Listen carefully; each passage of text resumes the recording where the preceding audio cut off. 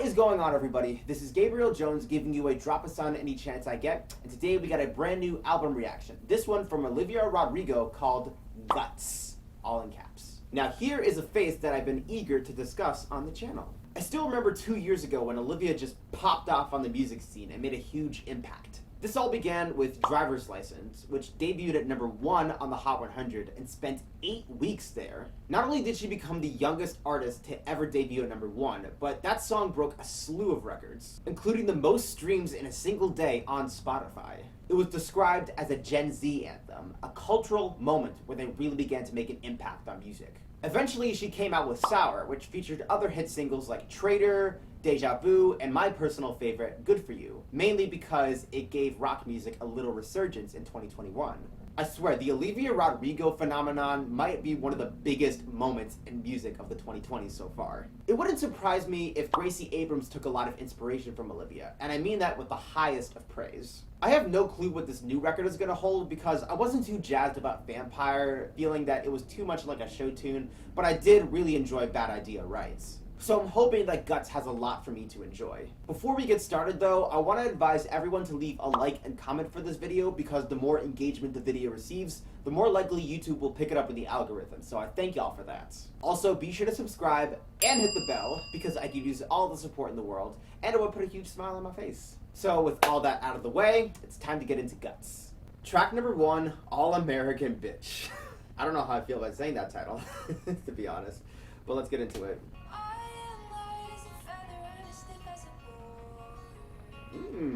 Very relaxing, I gotta say. Oh my god, that high note is just so beautiful. Ooh, I bet Natasha Bedingfield would feel very seen with that line. Wow! Alright, let's go! Oh my god, I'm living for this rock. She's a Gen Zer motherfucker. She knows what she is. Ooh, yes, I love that rage she's displaying on the music. Ooh. Ooh, yes. Ooh, the electric guitar solo is amazing. I just dig these harmonizing vocals so much. Alright, so that was All American Bitch. Oh my god, that one took a lot of energy out of me. It's a way to open up a record for sure. I have a baggy t-shirt on, the AC is running, but man, that got me sweating. But yeah, it was pretty interesting how the song began with this melodic guitar, just a calming atmosphere to lure us in, and then bam, the chorus hits and we just go all out with the hard rock sound. Like she just screams notes at various moments, displaying anger and frustration, just pure rage, and the guitars, the electric guitars purely reflect that on the, bridge. So many interesting little details to look at here, like, I have class and integrity like a goddamn Kennedy. Oh, what a perfect rhyme, just evoking the Kennedys from the 60s. From what I'm getting, it seems that Olivia is singing about how she's not this perfect ideal of what a woman is and how she's pressured to fit the mold of what America deems to be the perfect woman. She uses Coca-Cola bottles to curl her hair. I don't think I've ever seen that before. I've seen in TV shows and movies that sometimes female characters will use cans to curl their hair. I know that's a thing, but I've never seen bottles before. Like, that must be something very new that I just haven't been able to witness myself. It's a song demanding you stop putting pressure on her, and I like that. It's definitely something that we've seen from Olivia before, and I'm very glad that it's popping up here again. Track #2, Bad Idea, right? This one I've listened to plenty of times already. I won't have too much to say in this video, but we always listen within the context of the record. Just trying to talk yourself out of seeing this guy, even though he might not be a great partner. Oh, that little mumble right before we just go bombastic. Oh my god, I love that tropey music where the singer says stop and then the music actually stops. Ooh, yes, the drums just building up to the chorus.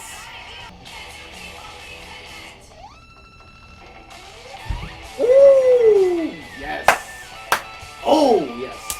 Okay, so that was Bad Idea, right? It sounds great, like before. Olivia singing about hooking up with a guy that she broke up with a while ago, and she's feeling as if, maybe she could, get back into the relationship, even though she really should not. What really stands out to me with this song is the comedy where, she's constantly asking herself if she should get into this, and she had these, funny little quips where she's like, I've seen hotter men, but I can't remember when. The production, of course, is splendid. I really like the way the drums are used on the song, and the freaking guitar solo during the bridge. Oh my god. I have no idea who Olivia's guitarist is, but they are just putting their all into this. One side note I have is that I always thought that she was saying guts on the outro, but she's saying thoughts instead of guts because, I thought it was she's, singing the album title, letting people know what it's going to be called, but no, I was wrong. I might have more to say about the song once I do my year-end list for 2023, and I think they'll be a lot more concise than what I can say now. So I won't talk about Bad Idea Right too much. And now we're just going to keep moving forward. Track number 3, Vampire. This was the first song to be released in the lead up to Guts. As I said before, I'm not too into it. I don't really think it gels with me too much. Hopefully my thoughts will change though.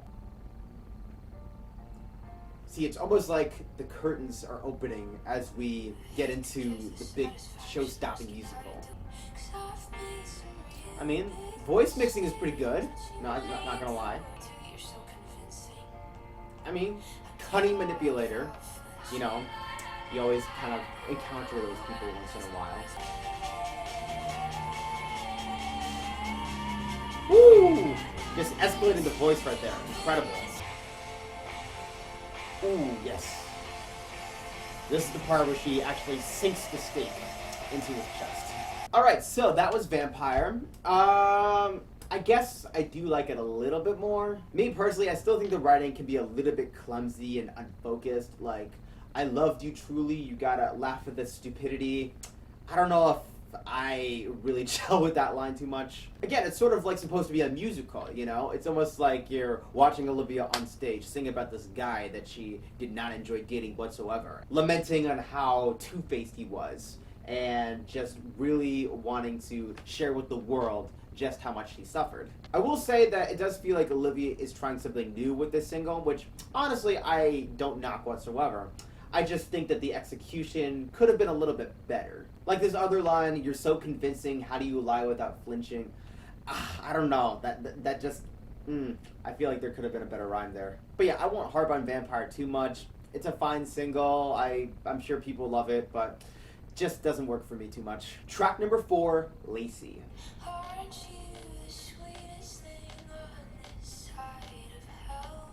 A wolf in sheep's clothing she might be singing about.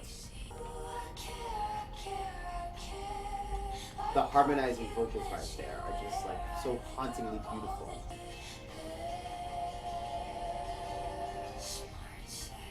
Okay, that kind of felt eerie a little bit. That kind of really freaked me out. Ooh. Yeah, I guess ribbons are very in fashion at the moment.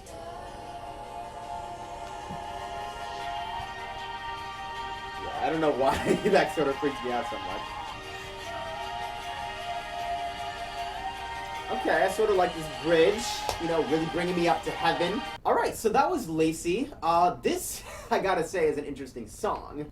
It seems very peaceful and quiet, almost as if you're laying in a meadow. But then, towards the end of each chorus, it suddenly becomes very scary, and it's almost like there's a monster creeping up behind you. But then, you just get back into, the normal production. Yeah, that really intimidated me, I'm not gonna lie. And then, of course, we have the angelic choir on the bridge, which I think was probably being my favorite parts. Lyrically, it seems to be about a girl or a person that Olivia is envying.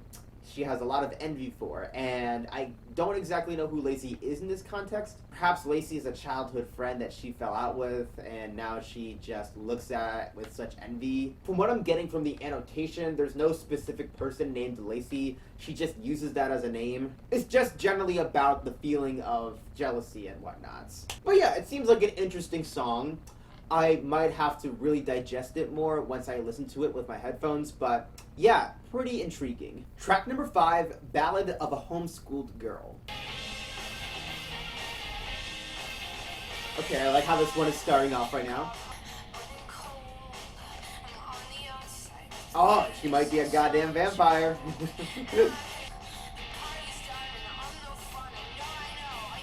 The insecurity on this song is strong, man.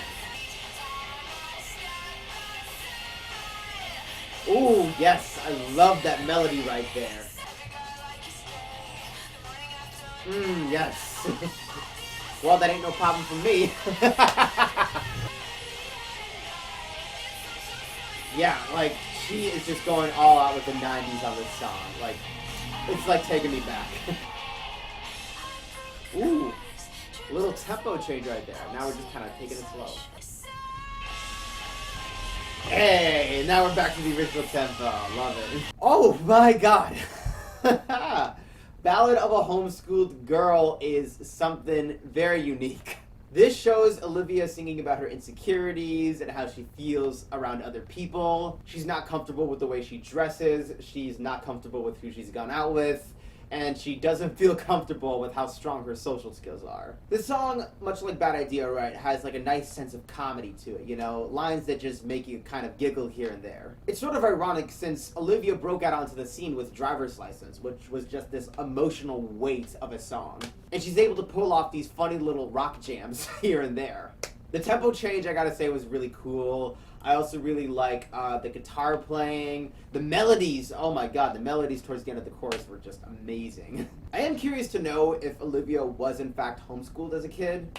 If so, that is a neat little detail that I wasn't aware of before, but you know, good to learn. But yeah, that song was just incredible. I really like it. I'm gonna enjoy listening to it again. Track number 6, Making the Bed. Trying to, like, you know, present yourself as more mature than you really are.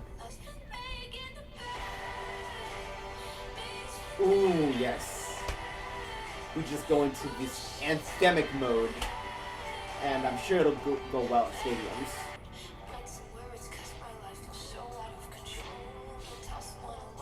It just sounds very tragic, you know? Just makes me ache for Olivia.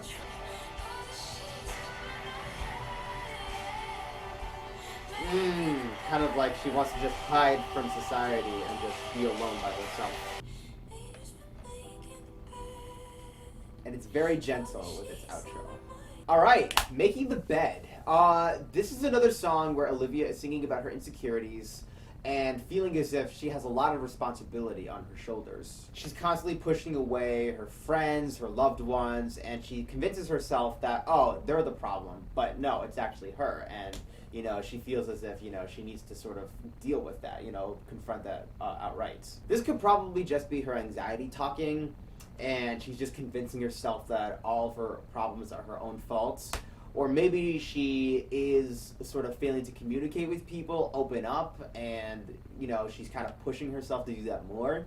I'm not entirely sure what exactly the situation is, but the way we're sort of gaining insight into Olivia's mind, where she's constantly like telling herself, oh, you're not good enough for people, you know, you don't deserve having close friends like you have. Like, yeah, it just really makes me feel sorry for her. The pianos on this song do a wonderful job of creating a dreary atmosphere, and I really like how it escalates towards the end with the guitar solo and the drums. The soft outro was also very eloquent. Yeah, this song is pretty decent. I'm not too hyped about it, per se, but I really like how it's constructed. Track number 7, Logical. Okay, another piano opening us up.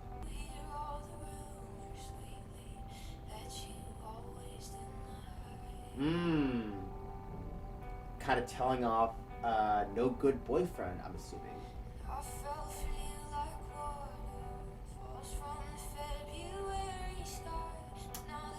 I kind of like that line. It's sort of like she's talking about snowfall, you know, since it's the winter season. Ooh, the violins. I love those. That agony. Jesus. Why did I do this? Like, it doesn't even rhyme with anything. It's just her just being real for a moment.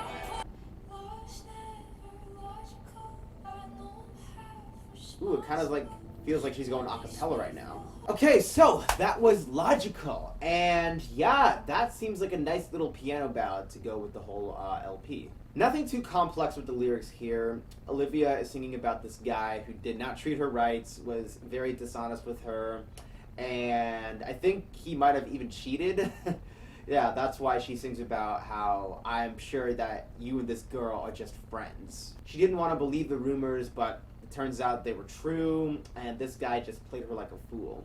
Now she's just sort of kicking herself for believing him. It's very impressive how she's able to display so much anguish on the tune, like the way she just says, oh!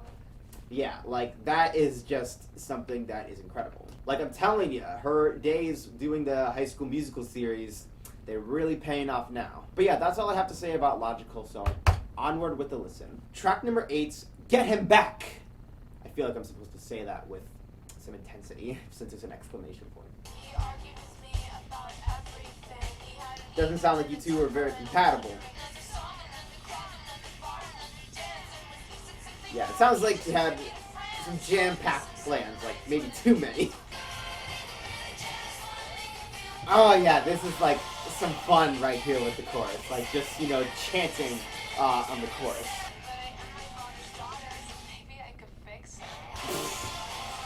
Jesus Christ.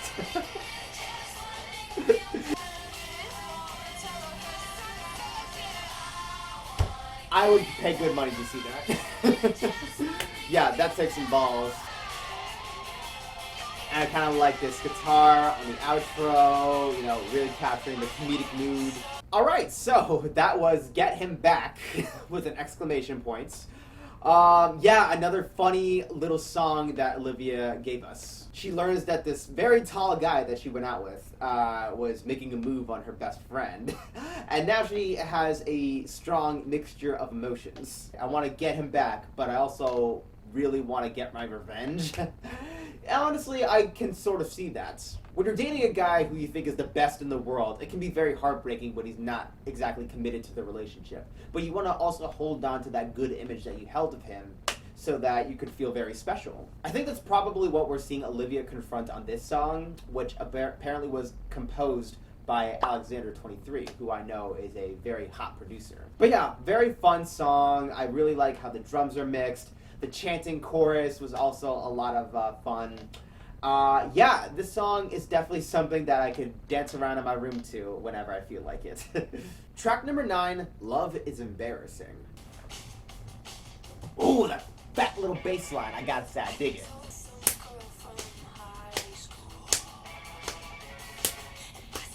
Yeah, pretty awkward situation to be in.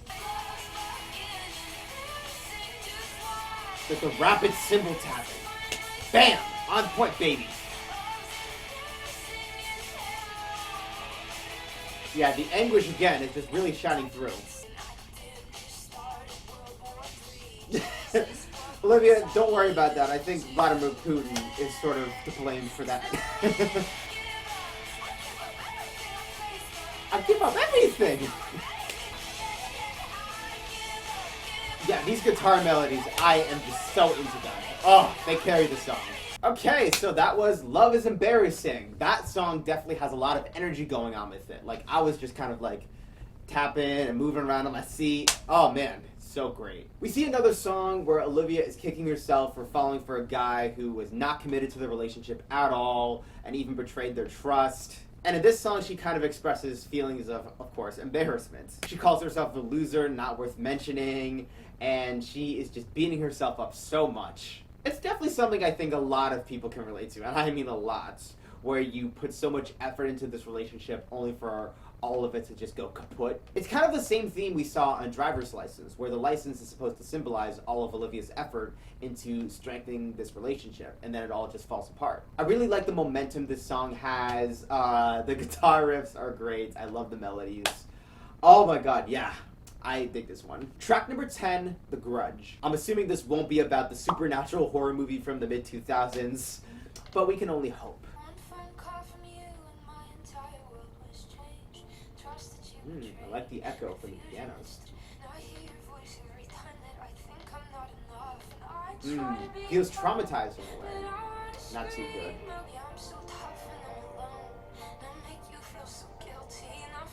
I do that a lot all the time, where I repeat something to myself to make it feel as if it has some weight behind it. Yeah, we're just really intensifying the music now because it's just a cavalcade of emotions. The delicate singing once more appears. Alright, so that was The Grudge, and yeah, one of the more emotional songs that we got in this LP. Olivia is singing about what else? A grudge, because a relationship of hers fell apart. I'm assuming that this guy she was dating broke up with her in May, and she just hasn't been able to move on from it. She keeps saying that she tried very hard to just, leave it in the past, but it just seems like that is not easy. She just can't understand how this guy let go of their relationship so easily, and she's still attached to it. The thoughts keep swimming around in her brain, and they are just not dying out. She acknowledges that with enough practice, she could probably forgive, but that's going to take a lot of effort on her part. Instrumentally, I really like the piano, and I really like how it builds up during the bridge. The piano, I think, really stands out here. I love the echo it projects, and you could tell that Olivia is having an intimate relationship with the instruments. There's definitely a lot to appreciate with this song. Like I said, it's very unique because it's one of the few ballads we got. But yeah, I like it. Track number 11, Pretty Isn't Pretty. Ooh, something very classic about this song right now. I like it. Seems like she's putting in a lot of effort to perfect her physical appearance. Ooh, a little high note right there. I see what you're doing there, Olivia. Ooh, this guitar in the post-chorus is nice. Fucking Us Weekly, just shoving that glamour in my face. Ooh, yes! The drummer just slamming down on the cymbals right there. Just really making it chaotic. Okay, so that was Pretty Isn't Pretty. And yeah, some pretty decent material there. It's another song where Olivia is talking about her self-image, how she looks when she sees herself in the mirror, and how she doesn't feel as if it's completely right. She's always feeling the need to change something about herself, whether it's her hair, or her makeup, or her wardrobe.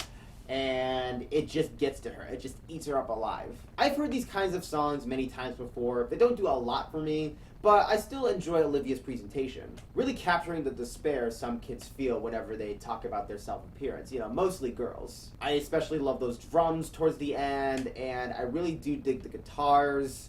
The melodies, I think, are also really catchy. Yeah, I think there is some stuff to admire with this tune, even if the subject matter is something that I find to be a little bit cliched. But now, I think it's time that we get into the final song on Guts. Track number 12, Teenage Dream. Is this going to be a Katy Perry cover? We'll just have to see. Alright, another calming piano ballad right here.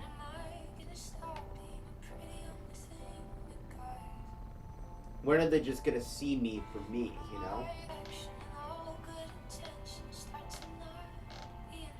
That violin. Adding that special emotion.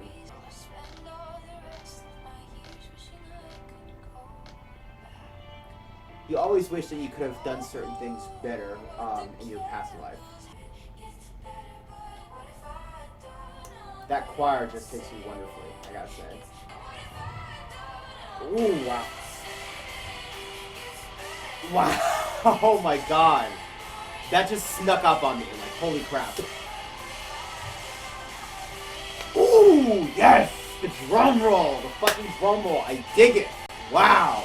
Alright, so that was Teenage Dream, and yeah, very, very cool song to end the album with, honestly. From what I'm getting from the annotations, this song's about Olivia struggling to come to terms with the fact that she's getting older, and she's gonna have new life experiences, and the best years, their best years, in quotes, are behind her. She broke out into the spotlight as this teenage idol that everyone could just relate to and enjoy.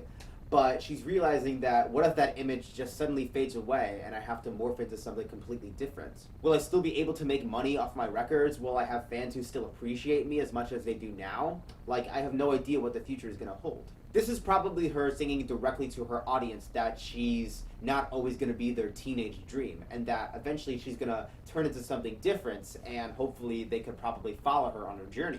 I will say that this song did play a trick on me. I thought it was going to be a piano ballad all throughout, but then stadium rock anthem mode. Yeah, like, she went hard with that bridge. Like, yeah, I think this will do very well at concerts. Some great songs that I listened to on Guts. And I think with that, I'm going to take a break. I'll come back later once I've listened to the album a second time and organize my thoughts. So, bear with me. Alright, I am back, and I'm ready to give you my final thoughts on Olivia Rodrigo's Guts. I have to say, as someone who's made a slew of Måneskin videos, it's very thrilling getting to talk about more rock albums on this channel. It's that same feeling I got when Olivia released Good For You in spring 2021. I enjoy how bombastic the drumming can be, emulating the intense emotions going on in Olivia's brain. I also love the guitarist and the producer, Dan Nigro. He really knows how to elevate the tunes to a new plane. He is just on fire throughout the runtime. When it comes to the ballads, I enjoy how the pianos are mixed, creating a nice dramatic echo. There are some awkward tonal shifts between the silly and dreary songs. I think it could have been done a little smoother. When it comes to lyrics, we hear more about Olivia's heartbreak, the betrayal that she felt from her exes, and how she copes with that now that she's single. Themes of beauty and envy also appear in this album, and given that Olivia is a teenage girl, it's perfectly reasonable for her to sing about that. Personally, I enjoy this album most when it's being funny, because it shows Olivia finding the humor in her love life and mental health strains. It's always good to relieve yourself from the anguish, especially with all the music that Olivia has put out in her career. It's impressive too, because from what I researched, High School Musical, the series, is more of a drama series, yet Olivia is able to infuse so much comedy into this music. Lastly, we see Olivia sort of acknowledge that her image is going to evolve as her career progresses. It's no coincidence that both the opening and the closing track focus on this theme. Olivia has always sung about the woes of maturing, but for the first time, it's in regards to her career arc. But wherever she turns next, I'm assuming that her fans are going to follow her, considering that she's really establishing a unique identity for herself as a performer. She'll land on her own 2 feet. I know that she has the guts.